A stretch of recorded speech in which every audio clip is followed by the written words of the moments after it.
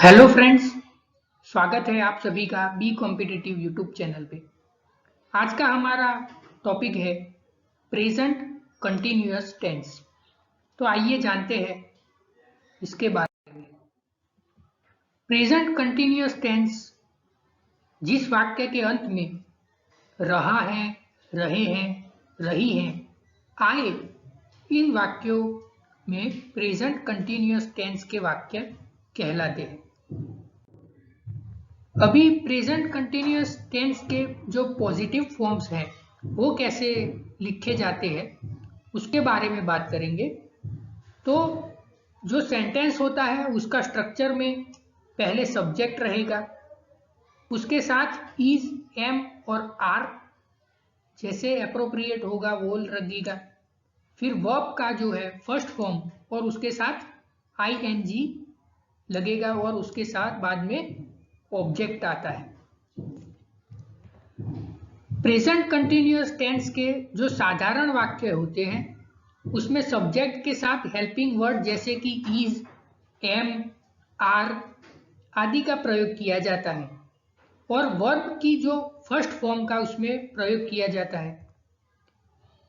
ऐसे ही, she, it और कोई नेम हो जो सिंगुलर नंबर थर्ड पर्सन हो तो उसके साथ इज का प्रयोग किया जाता है। अगर आई एम, आई हो तो उसके साथ एम का प्रयोग किया जाएगा और वी, यू, दे और प्लूरल नंबर हो तो उसके साथ आर का प्रयोग किया जाता है।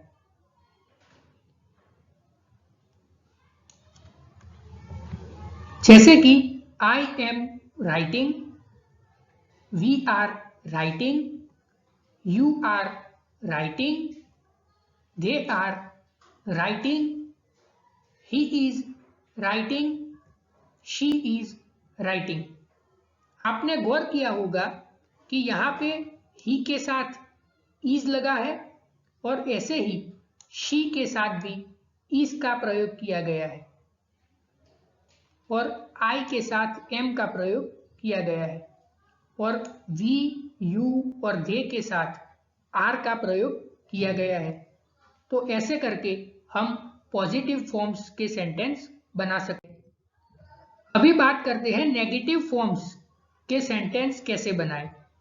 तो उसका जो सेंटेंस का स्ट्रक्चर है वो सब्जेक्ट, उसके साथ इज, एम, आर जो भी एप्रोप्रिएट लगता हो वो, फिर उसके बाद नॉट, फिर वर्ब का फर्स्ट फॉर्म और उसके साथ आईएनजी और उसके बाद में ऑब्जेक्ट का प्रयोग किया जाता है।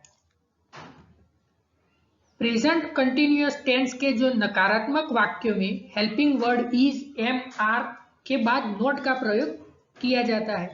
जैसे कि I am not writing, we are not writing, you are not writing, they are not writing, he is not writing and she is not writing. यहां पर भी आपने गौर किया होगा कि आई के साथ एम है, वी, यू और दे के साथ आर है और ही के साथ इज और शी के साथ इज है। ऐसा करके हम नेगेटिव फॉर्म्स के सेंटेंस बना सकते हैं। अभी बात करते हैं इंटरोगेटिव फॉर्म्स के बारे में। तो इंटरोगेटिव फॉर्म्स में सबसे पहले इज, एम और आर का प्रयोग किया जाता है, उसके बाद में सब्जेक्ट रखता है, उसके बाद में वर्ब का फर्स्ट फॉर्म उसके साथ आईएनजी जोड़ते हैं और उसके बाद में ऑब्जेक्ट और उसके बाद में क्वेश्चन मार्क लगाते हैं। ऐसे करके हम इंटरोगेटिव फॉर्म्स का सेंटेंस बनाते हैं। प्रेजेंट कंटिन्यूअस टेंस के प्रश्नवाचक वाक्यों में सब्जेक्ट इज के पहले हेल्पिंग वर्ब्स जैसे कि इज, एम, आर का हम प्रयोग करते हैं। For example, am I writing, are we writing, are you writing, are they writing, is he writing and is she writing. ऐसे करके हम इंट्रोगेटिव फॉर्म्स बना सकते हैं। अभी बात करते हैं नेगेटिव इंट्रोगेटिव फॉर्म्स के बारे में। तो इसमें इज, एम और आर के बाद सब्जेक्ट और उसके बाद नॉट, फिर उसके बाद वर्ब का फर्स्ट फॉर्म और उसके साथ आईएनजी और उसके बाद ऑब्जेक्ट और उसके बाद क्वेश्चन मार्क का प्रयोग किया जाता है। और अगर हम इज, इजंट और आरंट लिखे तो भी, यानी कि इज नॉट और आर नॉट को शॉर्ट फॉर्म में लिखे, फिर उसके बाद सब्जेक्ट, फिर उसके बाद वर्ब का फर्स्ट फॉर्म और आईएनजी और फिर ऑब्जेक्ट और फिर क्वेश्चन मार्क करके भी नेगेटिव इंटरोगेटिव फॉर्म्स बना सकते हैं। For example, am I not writing, are we not writing, are you not writing, are they not writing, is he not writing, is she not writing. ऐसे करके हम negative interrogative forms बना सकते हैं। अभी दोस्तों बात करते हैं कि ये टेंस का किस किस चीजों में उपयोग किया जाता है। तो पहले है for an action happening now, जो एक्शन जो अभी हो रहे हैं, अभी वर्तमान काल में चल रहे हैं, ऐसे एक्शंस को हम ये वाले टेंस में लिखेंगे। For example, the sun is rising in the east. अभी दूसरा यूज है जो action not at the moment of speaking, अभी हम बता रहे हैं उस मोमेंट पे जो एक्शन नहीं हो रहे हैं, जैसे कि for example Akash is reading in 10th class. इसका एक और इस्तेमाल है जो इमीडिएट प्लान्स जो है उसको भी बताने के लिए या दर्शाने के लिए ये टेंस का इस्तेमाल किया जाता है। For example, are you doing anything tomorrow afternoon.